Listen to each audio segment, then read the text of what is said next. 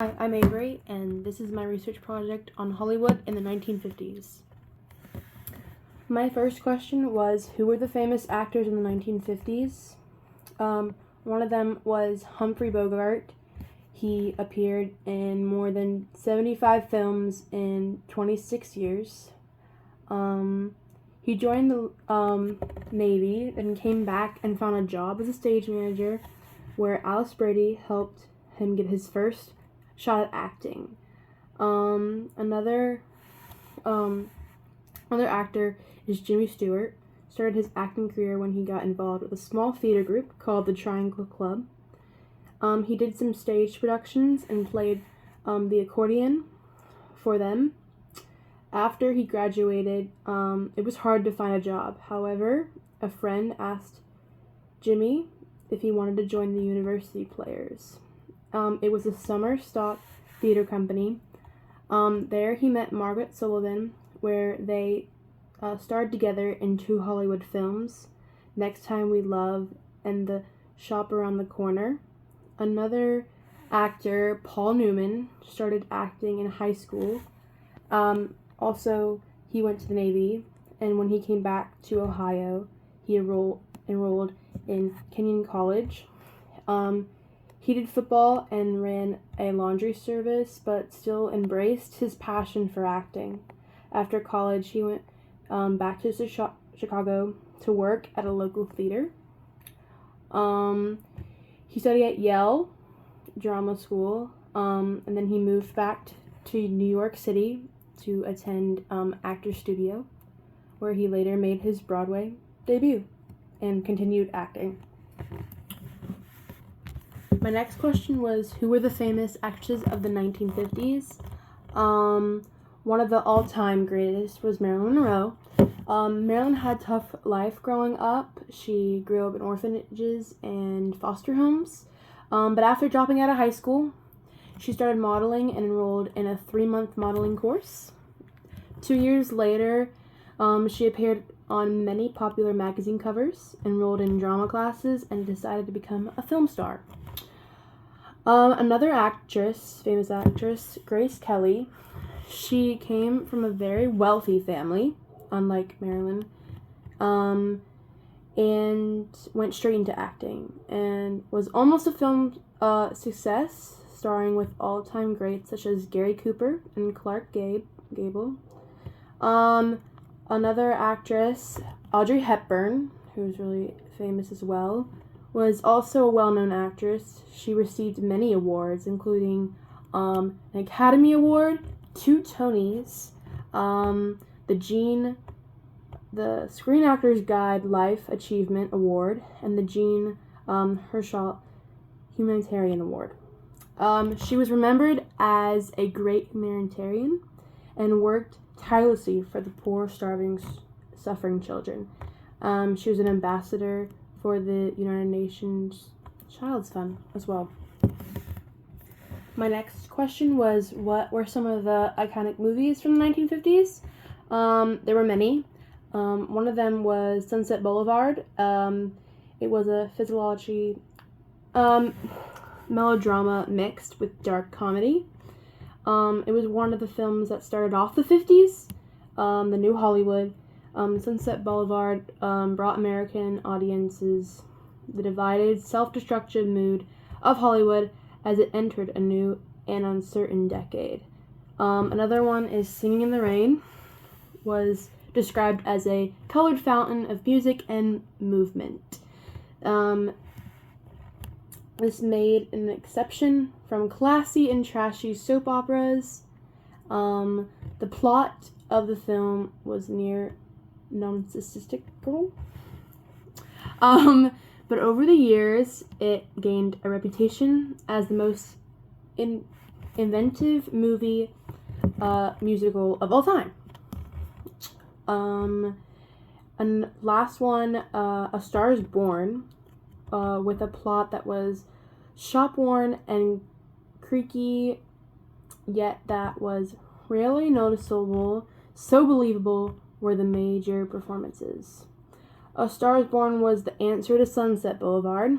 It was full of background details and presented a portrait of the old Hollywood. This movie gave a graceful ground that made a way for fresh talent and reached potential. My next question was, what were the challenges Hollywood faced during the 1950s? The major one was television, and studios lost a lot of business through the theaters because of the new and popular television coming into the industry. Because of this, studios tried to ignore television, but later started to lean into the television world and started selling off their movies to television companies. With this, Hollywood still tried to avoid television in hopes that it would go away, but later finding out it would come around again in the mid-1950s. Even with this conflict between the two industries, it was still a great impact in expanding the audience and bringing the movies and shows to people in their homes. So it was a benefit for both industries in the end. My next question was, what was the Hollywood blacklist? The Hollywood blacklist was put in effect on the United States during the mid-20th century and after the Cold War.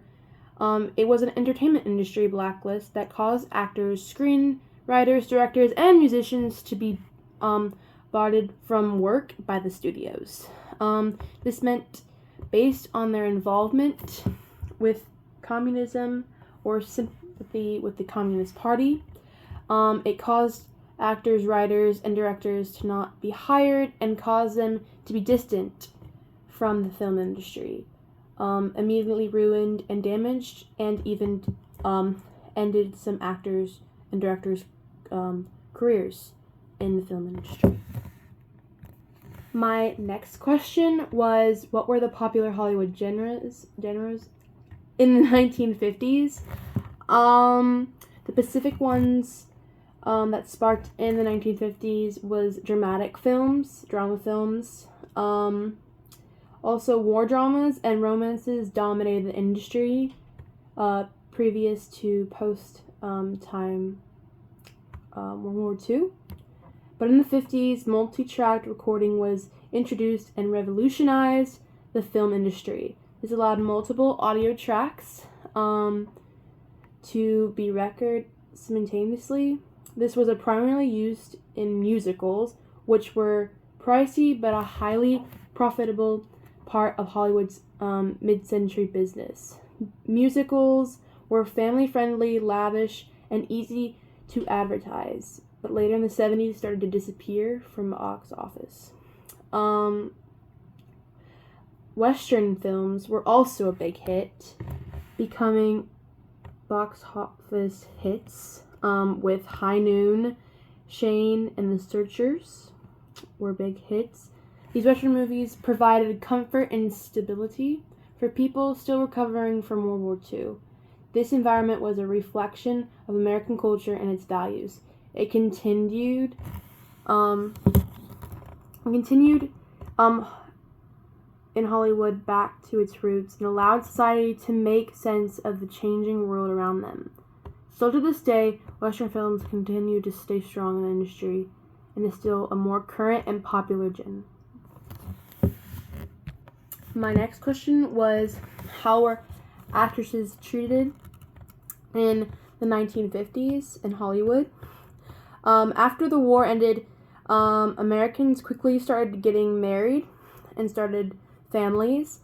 This urgency caused women to be forced back into gender stereotypes and only seen as a housewife and housemaker. People thought that women needed a man in their life to be happy, and that women existed for men to be seen in society and on screen. In the Golden Age, women were always casted as the same type of character, as feminine-defined roles. Actresses were casted as the damsel in distress or the humble housewife, and were always unpredicted and always undeniable codependent on their male characters. Women were only seen for their physical appearances and as an accessory for their male counterparts. In result, the industry was dominated by men and left women to look desirable for them. My last question was, how did the Golden Age impact Hollywood in the 1950s? The Golden Age was a time where cinema experienced advancement in picture quality and sound. This caused people to start watching films. People came to the theaters to have a good time and to forget about their worries. The Golden Age started during the Great Depression and carried throughout the early 60s. It was a period when growth and change in the entertainment industry brought many talented people fame and prestige. This era defined cinema. After the Great Depression, following the Wall Street crash, it left many industries, businesses, and ventures collapsed. Cinema became a place for people to escape their worries and sorrows and entertain themselves for a cheap price. Writers and directors produced many films through this era, producing about 800 movies every year. With quality advancing, this era was referenced as the talkies. As movies were now advancing, this era was produced with moving scenes and sound. This era was also when people started really watching films and came to the theaters to escape their problems.